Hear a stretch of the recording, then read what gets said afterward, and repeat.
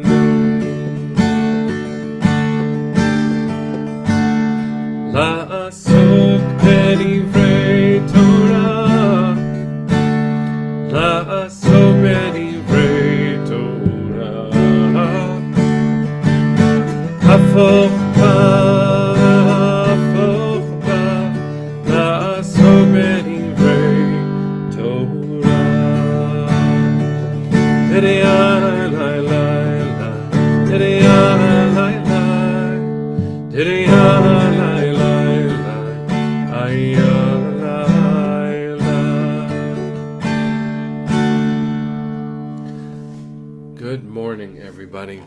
So today, I think, if I counted correctly, is 144 broadcasts. And doesn't that say something about what we've accomplished together? I think in ordinary times, I would look at that and say, well, look how much Torah we've generated, and we should collect it. And in fact, ultimately, one of the greatest things that I can point to is you on this screen. There's something so beautiful about the fact that we share this so consistently. We get to see each other every morning. And given all the dynamics, especially in America right now, to see Donna from Vermont and to see Harriet from Texas. I mean, when's the last time we imagined people coming together for the joy of being together and finding meaning? I don't want to generalize, but Texas and Vermont don't usually come together in the same sentence. But look what we are bringing together. So to Katie and Paula and Andy and Ellen, Linda, Cyril. I mean, I just want to say hi to everybody over and over and over. I'm glad that we get to share this time. I'm grateful that we take the time to learn Torah and to come together every single day. And when we don't, if it's a Shabbat or a Sunday, I miss you. So it's so good. Plus, Plus, the last comment on this thread is from my Abba. And so, what a huge gift it is to be present with my father, my uncle who likes my shirt apparently, my dear friend Ruth from California. It is so beautiful that we get to do this together. So here we are at the beginning of the cycle of Torah readings again. And yesterday we pointed to some interesting elements of Parshat Breisheet, the very first Torah portion. I want to share one that has always been very deep for me. And in fact, if you are a student of Rabbi Abraham Joshua Heschel, even through the years and through the distance, you know that the titles of his books were always deep and real and came from a place of Jewish learning and human yearning. There is something essential about hearing the title of one of his books and thinking about this week's Parsha. The title of the book is God in Search of Man. What does it mean? Obviously, I think if Heschel were alive today and writing today, he wouldn't have chosen the word man. He would have found a way to be inclusive of men and women. But let's use his title, and let's think about this week's Parsha. And if you can hear the sound, I'm feeling deep gratitude for the people driving the garbage truck and collecting what we put on the curb. It's so important, I think, for us to be able to be in the world and to appreciate those who are keeping it going. And so, amidst everything, if you see a postal worker, to thank them. See someone who's collecting garbage, you thank them. And obviously, medical professionals. They say in tradition, Haosek b'mitzvah patur mi-mitzvah. If you're in the middle of doing a mitzvah, fulfilling a commandment, you're exempt from the others. But there are also conflicting traditions that when someone deserving of respect walks into a room, you even interrupt your prayer to rise or to ask them how they are. And so, who's more important right now than those keeping the world going? All right, so back to this week's Parsha.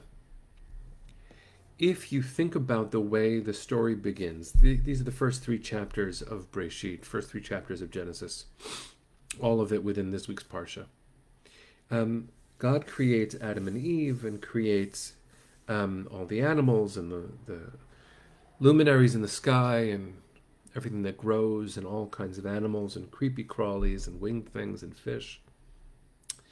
And we're in the garden, and we're supposed to eat and enjoy and have a garden, have simplicity, have everything provided for us, which doesn't sound all that real, does it? I think that's why some people look at the Torah and say, well, it can't be historical fact, therefore it's a lie. And I think to draw that conclusion is to forget that the Torah isn't there to tell us history. The Torah is there to tell us meaning, to guide us towards making meaning in this world of ours. Not to tell us how evolution or the scientific understanding of creation happened, but why we're here. So when you look at the opening of the Torah and how Adam and Eve are exploring, literally playing with everything around them, because they're infants.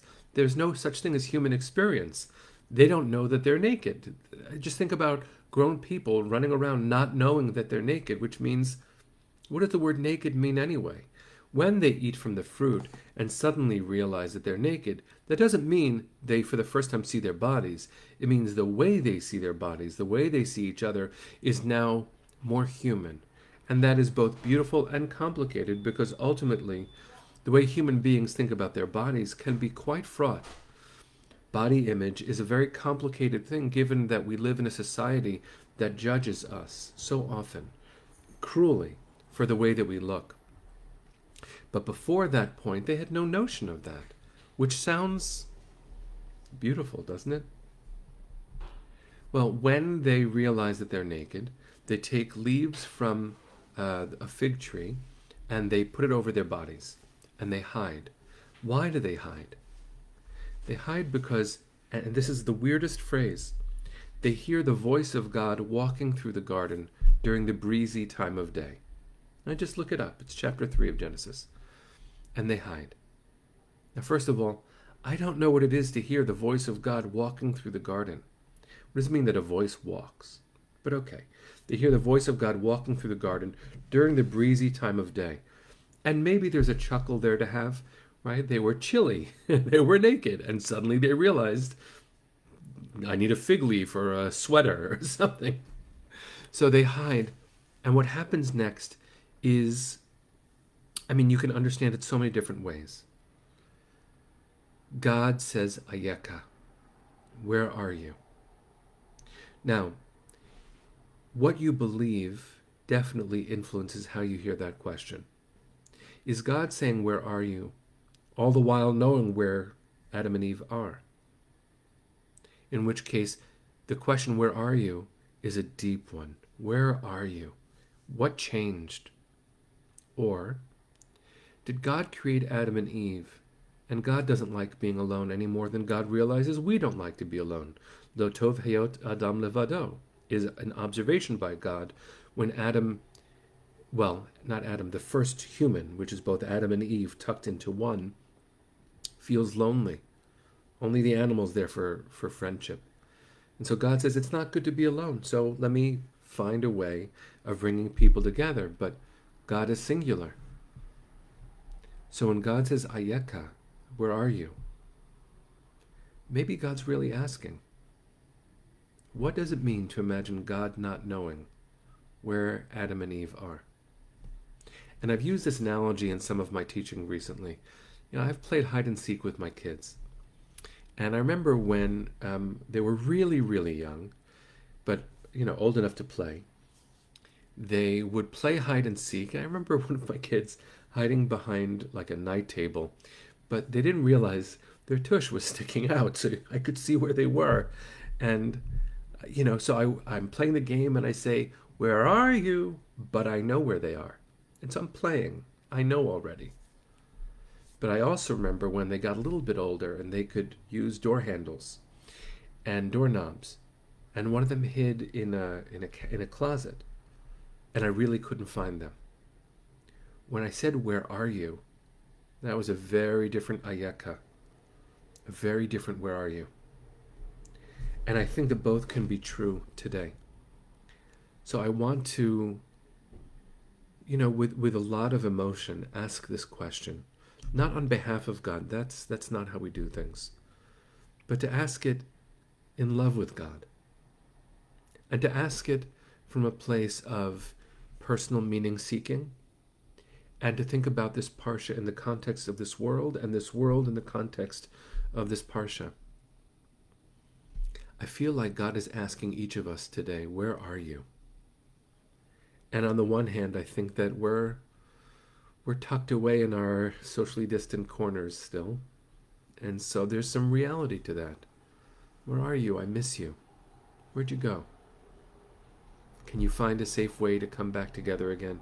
Can you love each other enough to take good care of society so that you can come out of, please God, your safe places, so that the whole world could be a safe place? That's one level of Ayeka, where are you? But the other question, looking at how willing we are to yell at each other and to discount each other's dignity. For God to say, where are you? My children, where are you? Where is the gift of you? And can you let it out a little bit more? Can you treat each other the way I would treat you? As Jennifer just wrote, right? Love your neighbor as yourself, and love yourself as your neighbor. Where are you? And I think we're supposed to work on our answer. Sharon, as you said, how to truly answer that question. Right? Because the answer sometimes in the Torah is just as poignant as the question. You hear characters in the Torah like Avraham, when his child Isaac, during the worst story in the whole Torah, says, Avi, my father, exactly, Roberta, as you just said, Hineni.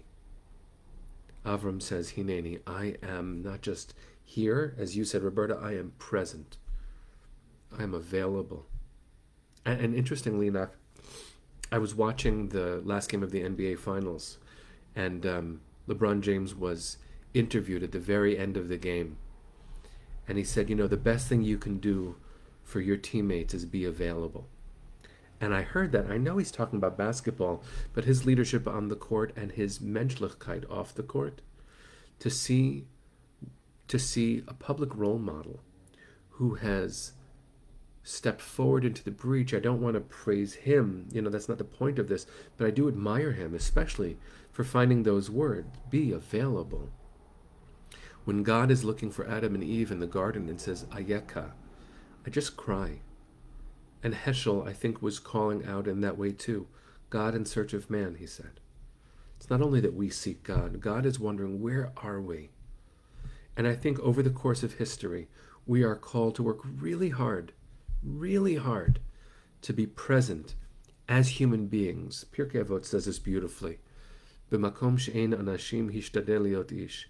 In a place where people aren't being people, be a person.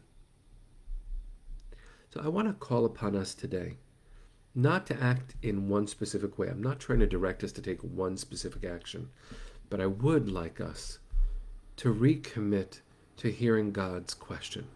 And if God isn't a word you use to describe the universe or source or life, that's fine.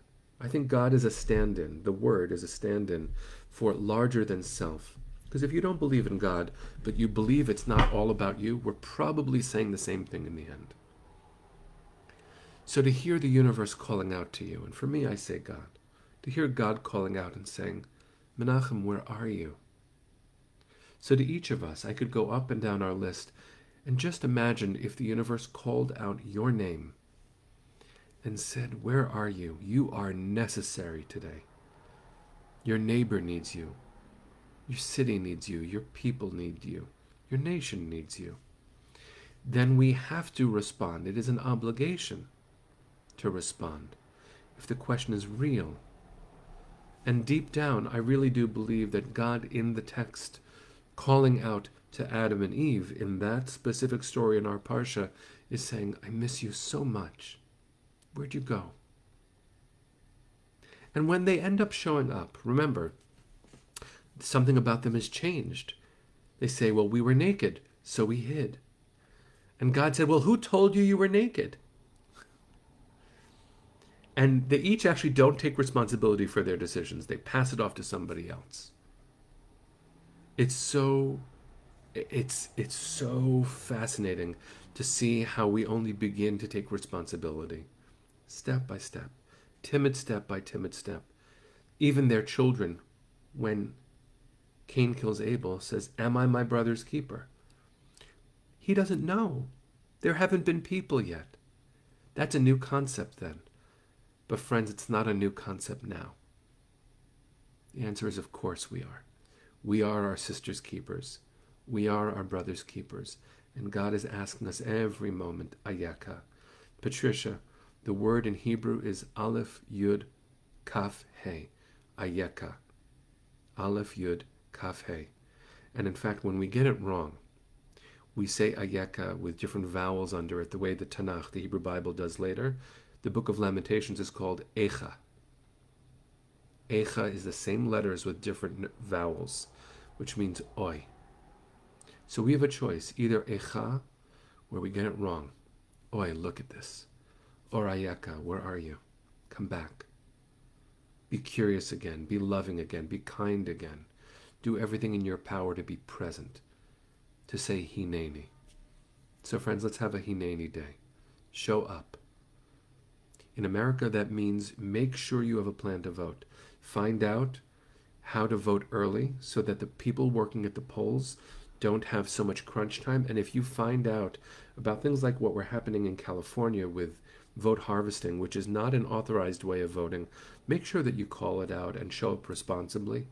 If you hear about voter repression as it's happening in Georgia, make sure you call that out. Because in order to say Hineni, not only do we act as individuals, we make sure that our individual voices are not quieted.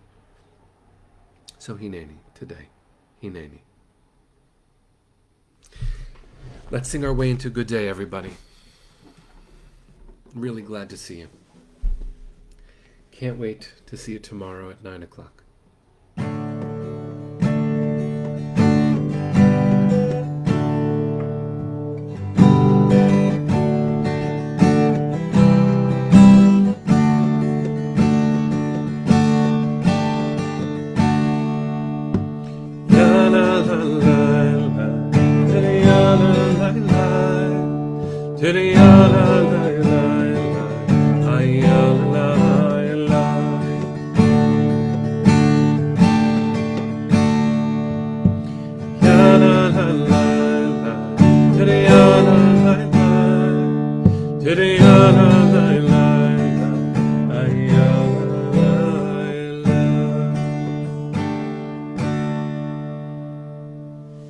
Bless you all.